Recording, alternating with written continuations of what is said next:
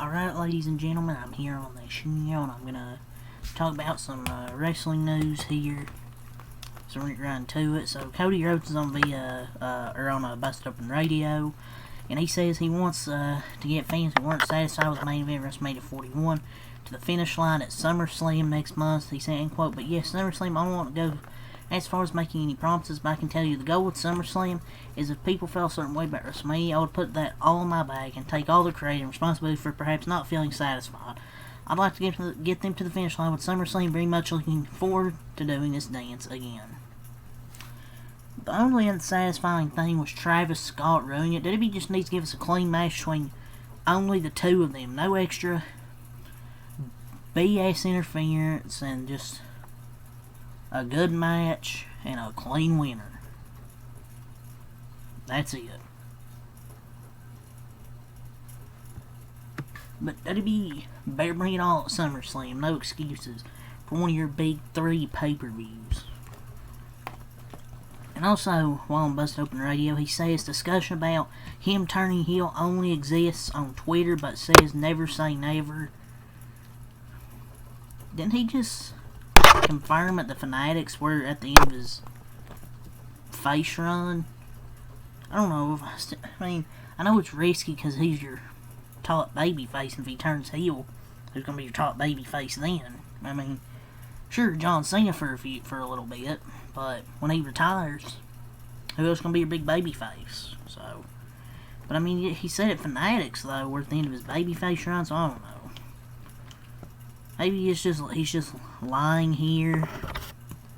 I don't know. Maybe a double turn at SummerSlam. I don't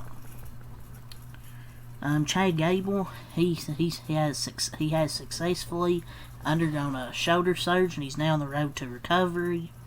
So speedy recovery to Chad Gable, and hopefully we'll be back near the end of this year.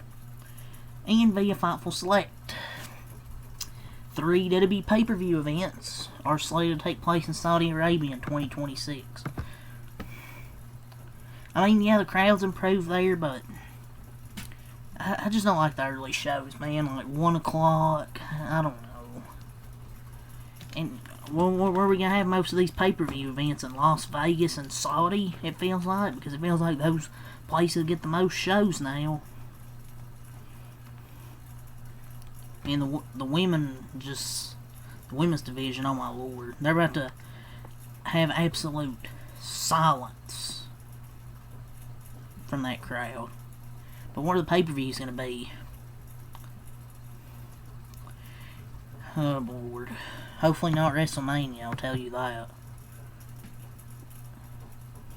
So the normal 2 they get, and then they were supposed to get the Rumble. I don't know. TKO just loves that blood money, man. Yeah, Saudi gets 3 pay-per-views. 2026. Cody Rhodes is reportedly in talks to portray Gali, I don't know, in the Street Fighter movie via Battleground IHR.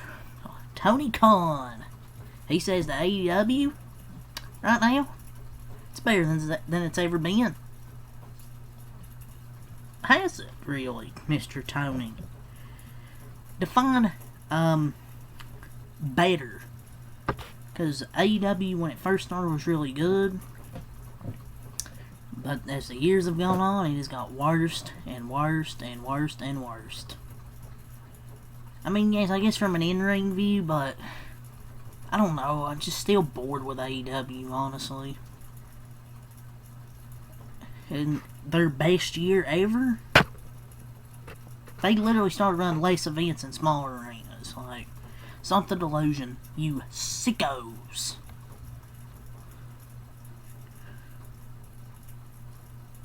AEW better in 2025. You can go look at other years, which were way better. This year's just, like, in-ring, sure, but compared to the old days of AEW, it doesn't compare. KSI is in the WWE 2K25 as part of the Fearless DLC pack.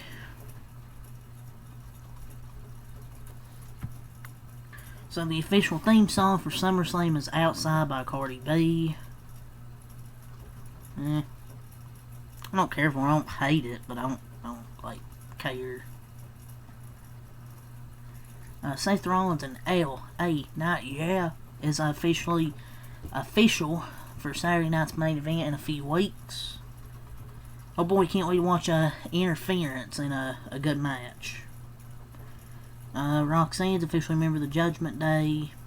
Seth Rollins has a briefcase, a new custom briefcase. We have some stuff that's official for Evolution too. Io Sky and Rhea Ripley, I gave my thoughts on that in the review yesterday. So that's official. Another match is Fatal 4-Way for the Women's Tag Team Championships. It's Raquel and Roxanne versus a team from SmackDown, a team from Raw, and a team from NXT. SmackDown's already, the spoilers I already saw them. But I'm still doing SmackDown this week because it actually looks really good. And there was a return. I'm not going to spoil that in case anyone wants to actually watch SmackDown on Friday. But yeah, those are two matches that are official for Evolution. And also there was announced a Battle Royal. I don't think I mentioned this in the review yesterday, but yes, this was announced. A Battle Royal will take place at Evolution 2. The winner will go on to Clash in Paris for a championship match. I mean, it's pretty obvious who I think will probably win. I would say Stephanie Vaquer, maybe. This has her written over it, all over it. Either her or Asuka, most likely. At least I would think. But Clash, I didn't know they even had Clash in Paris, honestly. So, WWE's officially confirmed that Survivor Series 2025 will be based once again around War Games. It'll be, I believe, at 6:30, November 29th in San Diego. Man, this is what's that Vince Carter meme? I got one more in me. Triple H when it comes to booking War Games. I don't know, man. I just like the brand versus brand thing.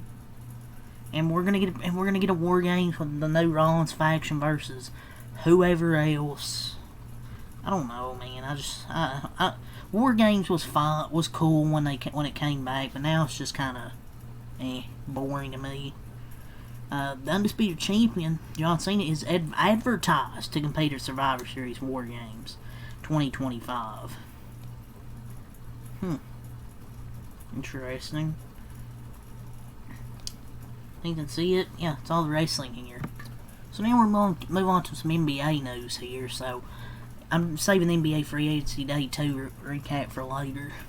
But yeah, let's talk about some NBA. Malik Beasley, he's been sued by a sports agency he employed for alleged breach of contract per Yahoo Sports. Man, this brother, he's cooked. Man, he's my lord, he's cooked. Dude, was the gambling to pay back his debt or something? My lord, this guy's cooked.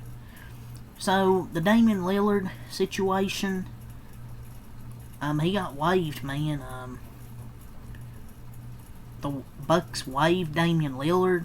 There was like one report that said they also got Miles Turner that said, you know, Giannis recruited him, but then it says he's not happy with the Bucks after waiving Damian Lillard.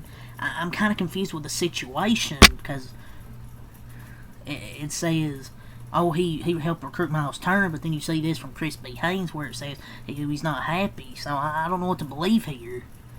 It's just a roller coaster. You know, they get Miles Turner, they waive Dame, and it says Giannis is not pleased. So I don't get it. Don't get it here.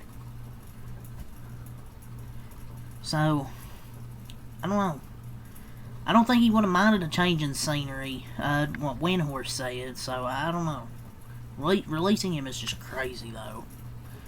The Heat are expected to show interest in Damian Lillard and Chris B. Haynes on the Dame sweepstakes layout with Miami Heat. Throw Portland in there as well. Yes, the Portland Trail Blazers.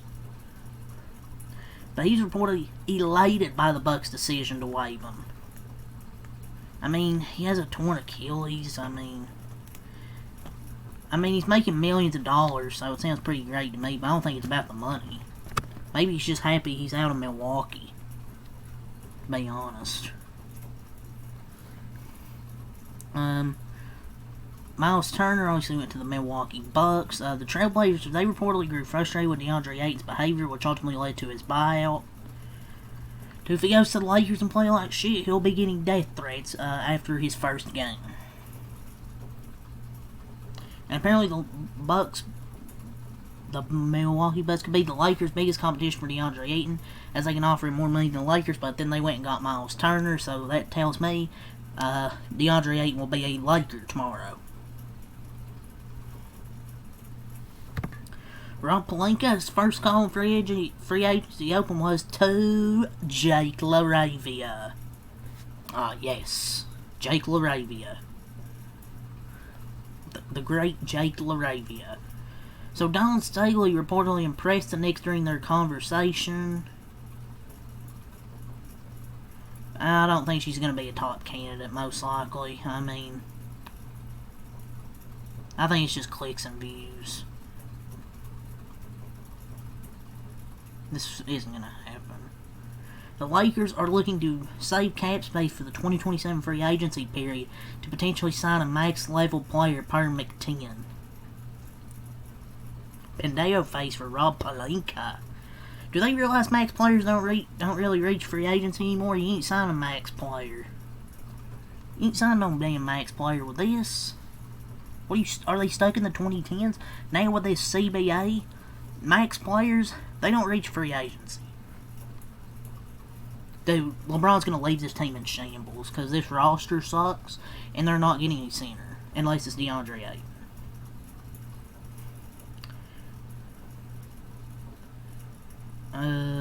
But yeah, that's really all I gotta say for that. Talk about some NASCAR in the video here. So some things here. Former Chicago Bulls star Derrick Rose is going to get the command to start the engine Sunday for Chicago street race. Man, legendary Derrick Rose, a what if, man. Youngest NBA MVP in history. What would have been if he didn't get hurt. But anyways, not about basketball. But yeah, he's going to give the engines, the command to start engines. So LeVar Scott's going to make his Xfinity debut at Dover for Alpha Prime. He will also will race WWTR Gateway. Fox Takeover will sponsor Scott, and yeah. So that's cool. Congratulations, LeVar Scott. Seems pretty cool. Well, I mean, yeah, he hasn't done shit in ARCA, but he's not in Xfinity. It's just like 1 or 2 starts. So Daniel Suarez will not return to Trackhouse in 2026, which he announced. This doesn't really come as a surprise. I gotta say, pretty much saw this coming. I mean, anyone with a brain could have predicted this.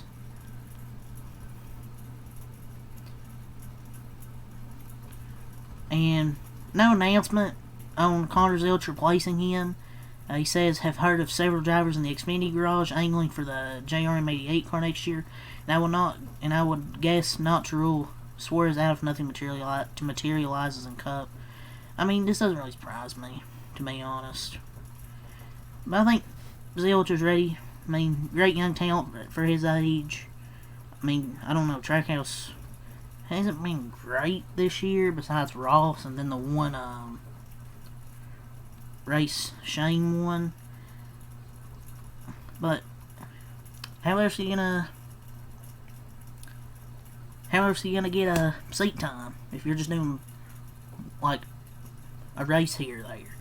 Like, it's better to move him up and learn the Cup car now, because you can't just keep another year. You always wait one more year. You gotta get him in that seat now. He's got more to learn in Cup than Xfinity. If you expect him to be top 10 right out of the gate, you have false expectations. But yeah, he's most likely going to 88 next year. Or whatever the hell the number will be for that team. Sure it'll be 99 still. The NASCAR schedule for Chicago Saturday, 10:30 CW FXV P&Q, 1 True TV Cut P&Q, 3:30 pre-race and CW, 4:30 CW. It's going to be 90s heat index 101, 30% chance of rain. 1 p.m. TNT pre-race, 2 p.m. Cup race. It's going to be 90s heat index 98 with a 40% chance of rain. So we'll see if there's a good chance of rain. But yeah, that's all the news I want to talk about here, so until next time, I'm out. Peace.